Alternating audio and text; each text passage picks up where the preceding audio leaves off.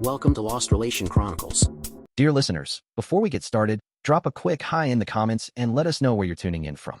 Also, if you have any suggestions for us to make the channel better, please let us know. Now let's start with the story. My name's Bennett, and I'm 54 now. But honestly, this whole mess really kicked off a few years back. For close to 30 years, I worked at the same manufacturing plant. Started at the bottom, just a regular guy punching in and out. Over time, I moved up to a mid-level spot. Nothing fancy, but it paid the bills. My wife, Abigail. Well, she left when our girls were still pretty young. Isabella was 10, Charlotte just 7. Abigail, she wasn't cut out for that quiet, family life. I guess she needed something else. After she left, her visits were all over the place. Sometimes she'd show up full of smiles and big promises. Other times we wouldn't hear from her for months. I remember one visit when Isabella was about 14. Abigail promised she'd be there for the school play, said she wouldn't miss it. We all waited, and she didn't show. Charlotte was crying. I told the girls, she's got her own battles, but she loves you in her own way. Still, it stung. Mostly, it was just me raising them. I wasn't perfect, far from it, but I was always there. I wanted the girls to have a better life than I did, a life with more choices. My own upbringing was pretty working class, food on the table, a roof over our heads, but not much extra. No fancy trips or expensive toys. I was determined that my girls wouldn't have to settle for that. So I worked. A lot. My main job at the plant, side jobs fixing things for neighbors, a bit of consulting here, and they're based on my plant experience. Some weeks I was pulling 60, sometimes 70 hours. Year after year. It wasn't easy, but it paid off. Because of that, I could send the girls to a good private school. I hired SAT tutors to get them ready for college. Then I covered college itself. Isabella even did a study abroad program in Spain for a semester, something I never dreamed of. Charlotte needed help with her first car. I covered it without a second thought. We didn't live like rich people. Not by a long shot. My house is small, the same old truck I'd driven for 15 years, my work jeans more patches than original denim sometimes. But the girls? They never went without. They had what they needed to focus on school, to have a kind of normal childhood, a good start. Things started to change when they got into their early 20s. Abigail came back into the picture more often. She'd remarried. Her new husband was a guy named Wesley. He looked successful, or at least he played the part. Had his own business, wore expensive suits, drove a fancy car. Abigail was different with him. More polished, I guess. Wesley made it a point to get involved with Isabella and Charlotte. He got Isabella an internship at a company he knew, had some contacts there. And for Charlotte, he connected her with a local agency. At first, I thought, okay, maybe this is good for them. More people looking out for them couldn't hurt, right? But then I started to notice a shift. The girls became distant. Calls got shorter. They were busy a lot, usually with things involving Wesley and Abigail. They started talking about Wesley's nice house, the people he knew. My little place, my quiet life. It probably seemed pretty dull in comparison.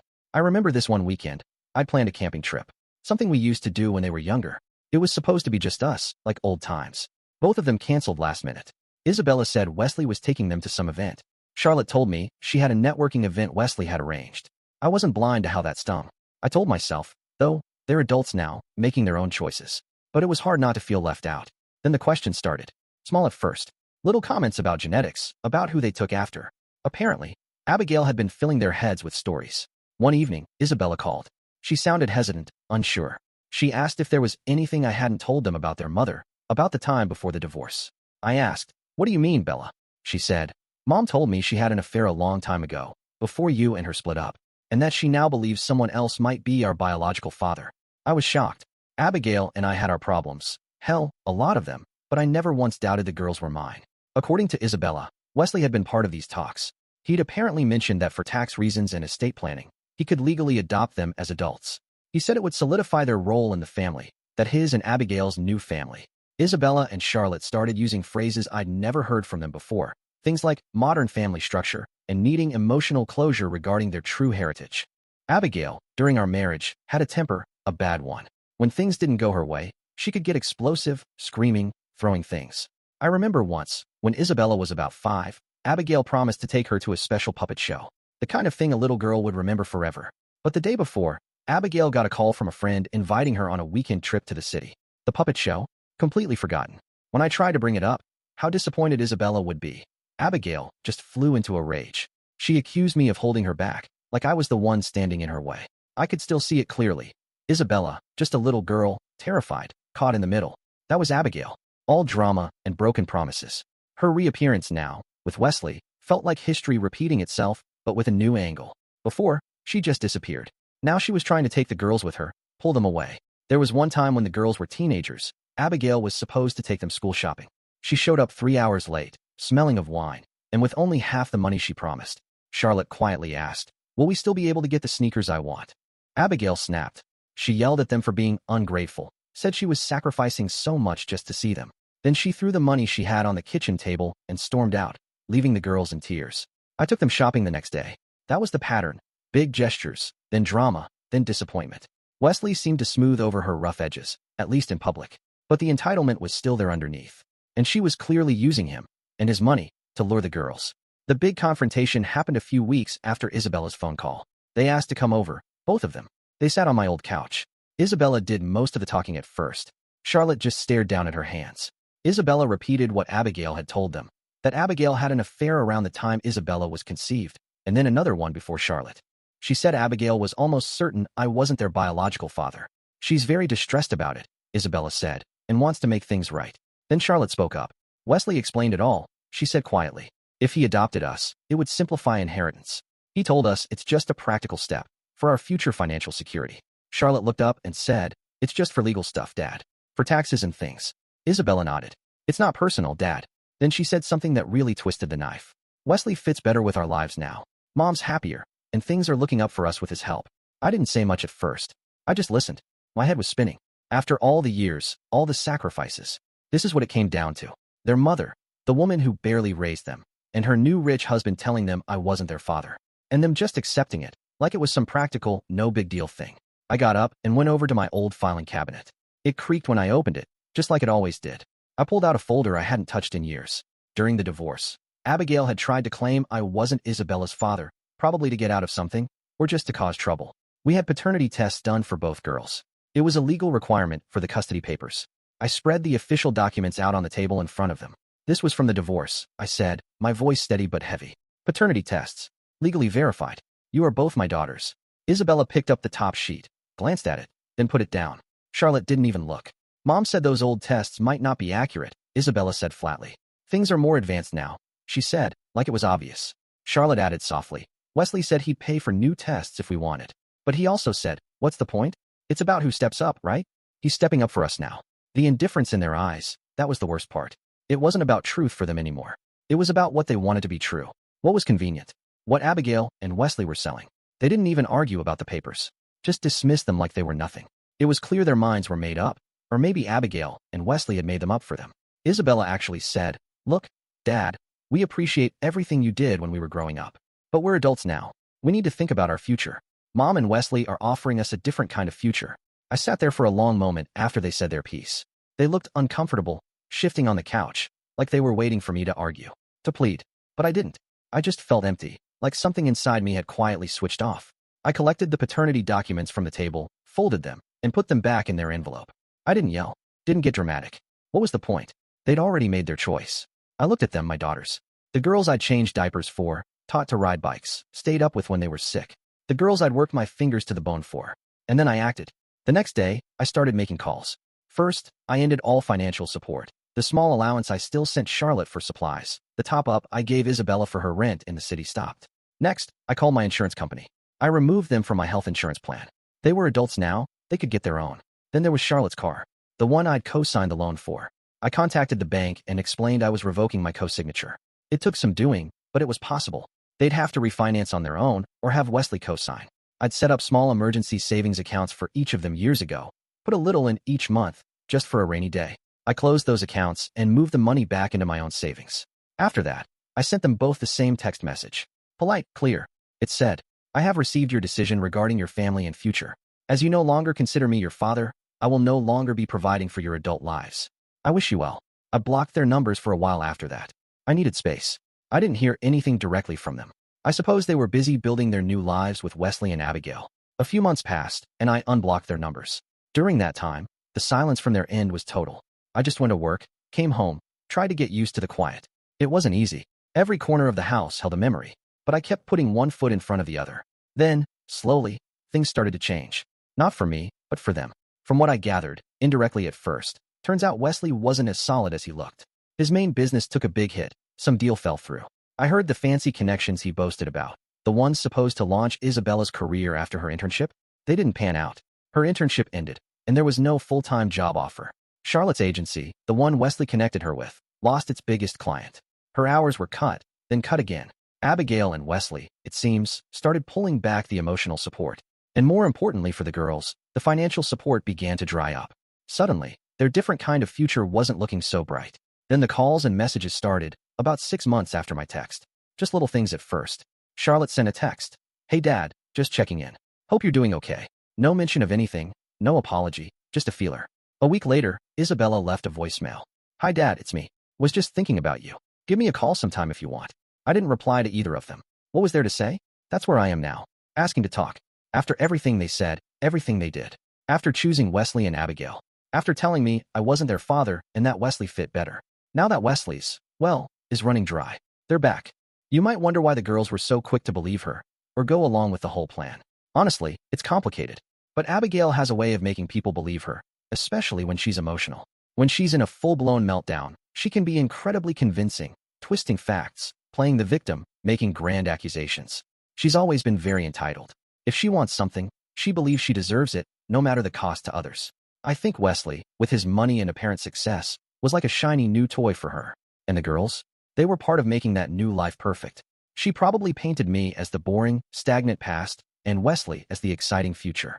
Wesley was overtly malicious? I don't think he was some cackling villain. But he was definitely an enabler for Abigail. And he saw an opportunity. The whole adoption thing? He likely spun it as being generous, a way to take care of Isabella and Charlotte. He probably didn't think beyond the surface appeal. He also probably underestimated how much I was actually doing for them, and how much it would cost him if he truly had to take over. His suggestions about the paternity, the tax benefits, it was all about making it seem logical, practical, for the girls. He helped Abigail create the narrative that they were upgrading their family. Did the girls show any remorse before things went bad with Wesley? The answer is no, not a hint. Their calls and texts when they started again were casual, as if nothing major had happened, like they were just testing the waters. "No, I'm sorry. No, we messed up. Just a cold. Hey Dad." That told me a lot. Reading your comments and thinking it all over, I realized a few things. Many of you said I owed them nothing. Many said I should at least hear them out, if only for my own closure, to see if they understood what they'd done. I wasn't sure about the closure part. I felt like their actions were closure enough. But then, a week ago, they showed up at my house unannounced. Just rang the doorbell on a Saturday morning, both of them. They looked tired. Isabella's eyes were red. Charlotte looked like she hadn't slept in days. Them showing up on my doorstep like that, looking worn down, like life had finally caught up to them. I made a decision in the moment. I would hear what they had to say. When Isabella asked, "Dad, can we talk?" I didn't answer right away. I just looked at them. Isabella dropped her gaze to the ground. Charlotte was chewing her bottom lip like she used to when she was a kid and nervous before a dentist appointment. After a few seconds, I said, "All right, come in. You have 10 minutes. That clearly surprised them. Maybe they expected me to slam the door. Maybe they braced for shouting or tears. But I just turned and walked back into the house. They followed me into the living room, the same room where they once told me that Wesley fit better. I didn't offer them a seat. I stood. They stood awkwardly in the middle of the room, like kids about to be scolded by the principal. Isabella started. "Dad, we messed up. Really badly." Charlotte nodded, her eyes already glistening. "We were so stupid," she whispered. Isabella kept going. "Mom, she was so convincing. And Wesley, he made everything sound so good, like this amazing new life was waiting for us." She looked up at me then, searching for something in my face.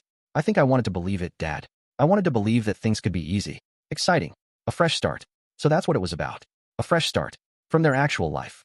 From me. Good to know. Charlotte's voice cracked as she spoke next. "I just wanted to feel like I was part of something successful. Wesley seemed so successful. Mom was so happy. I thought," her voice wavered. "I thought maybe this was my chance to have that." Tears began to slip down her face. She didn't sob. No theatrics.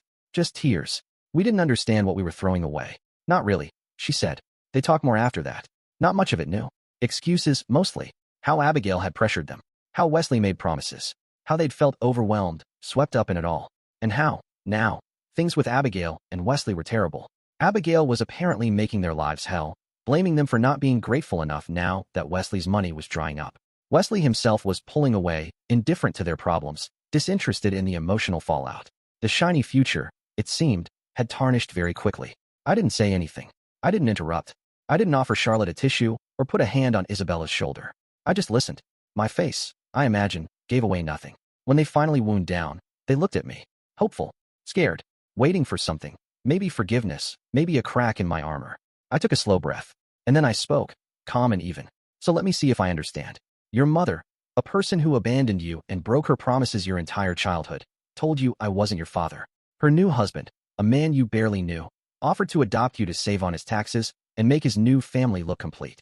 And you both, my educated adult daughters, decided this was a good plan. They both flinched, like my words had physically struck them. Good. I wasn't trying to be cruel, but I wasn't here to coddle either. I continued, keeping my voice even. You say you wanted a fresh start, Isabella? A fresh start from what? From the father who worked 70 hours a week to give you everything? She didn't answer. She just stood there, eyes red, mouth trembling. I turned to Charlotte. You wanted to be part of something successful. Was my life, my sacrifices for you, not a success in your eyes? Charlotte's shoulders shook as she started to cry more openly. No, Dad, it's not. It's not that. We didn't mean. You didn't mean? I cut her off. Calm still, but sharp. What did you mean when you looked at legal proof of your paternity and dismissed it? What did you mean, Isabella, when you told me Wesley fits better with your lives now? You were very clear then. Dad, please, Isabella pleaded. We know we were wrong. We are so sorry. Sorry isn't a magic word, I said. It doesn't undo choices. Your choice. You chose them. You chose their story. You chose their practical reasons over decades of your actual life with me. They were both crying now. I paused, let the weight of the moment settle like dust in the silence. You stood in this very room, I said, gesturing around us, and in no uncertain terms disowned me as your father. Neither of them spoke. They couldn't. You came here today because your new, better life fell apart, I stated. Because Wesley's money is gone and your mother is being herself again. You didn't come when you still thought Wesley was your ticket to Easy Street.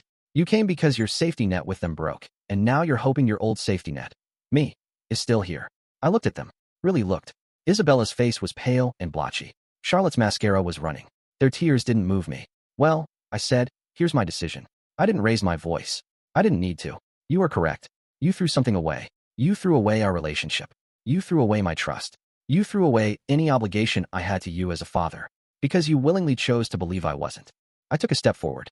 When you walked out of this house after that conversation, you became, for all intents and purposes, Abigail's daughters. Wesley's stepdaughters. Not mine. Silence. Nothing but their quiet crying. So your 10 minutes are up. There is nothing for you here. Not my time. Not my money. Not my help. Nothing. I pointed to the door. Go back to Abigail and Wesley. You chose them. Live with that choice. Don't contact me again. We are done. Isabella looked at me like I'd slapped her. Dad, you can't mean that. We're your daughters.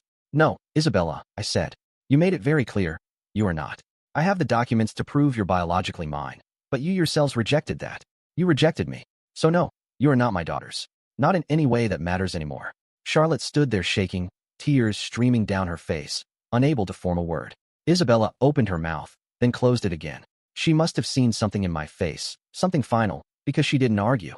She grabbed Charlotte's arm, gently, and led her toward the door. I didn't stop them. I didn't say another word. I watched as they walked down the path to Charlotte's car, the one I used to help pay for, and drive away. I closed the door behind them. I didn't feel sadness. I didn't feel anger anymore either. What I felt was quiet, like a storm had finally passed, and the air was clear. Still, clean. There was a harshness to what I'd said, I know that. But it was the truth as I saw it. They burned the bridge long before they came crawling back. I just confirmed it was gone. Nothing left to salvage. I don't know what they'll do now. And frankly, it's not my concern anymore. A year later, life has been different since that last confrontation. I haven't heard a single word from Isabella or Charlotte. Not a call. Not a text. Not even a forwarded email. They took my words to heart, it seems. Or maybe Abigail and Wesley have them on a tighter leash now. Or maybe they found some new angle, some other solution to their unraveling lives. I don't know. I haven't asked. Haven't looked. Some people might think that's cold, but I spent over 2 decades putting them first. Every decision I made, from the overtime shifts I picked up to skipping vacations, postponing buying things for myself, even the nights I dragged my tired body home just to help with homework or fix some last-minute school project, every single one of those choices was for them. And when they had the chance to show me loyalty, to stand by the man who raised them, they didn't hesitate. They believed the worst. They chased a fantasy. And they discarded me like I was some outdated piece of furniture that didn't match their new aesthetic. The well of fatherly feeling I had for them. It ran dry the day they showed me those paternity papers and looked at me like I was a stranger. What I said to them in our last meeting, that wasn't anger talking. That was me giving voice to something they'd already done. They walked away long before I told them to leave. These days, my life is simple. I get up, go to work at the plant. I still wear my old jeans, still live in my small house with the creaky floorboards and the porch I never got around to repainting. It's quiet here. Peaceful. No more drama. No more unexpected calls asking for tuition money or help with a down payment. No more emergency fund top-ups. No more wondering if they're okay, only to be met with silence or demands. That cycle's over. As for Abigail and Wesley, I don't know what's happened there. I don't ask, and no one tells me. They live in another city now. Our lives don't intersect. I imagine Abigail's still Abigail. People like her don't change. And Wesley? Well, he learned the hard way that bailing out Abigail and trying to buy himself a ready-made family isn't as easy as he thought. So that's it. That's the end of the story, I suppose. No big dramatic finish. No unexpected redemption arc. They're gone from my life, and I'm moving on with mine. I'm doing well.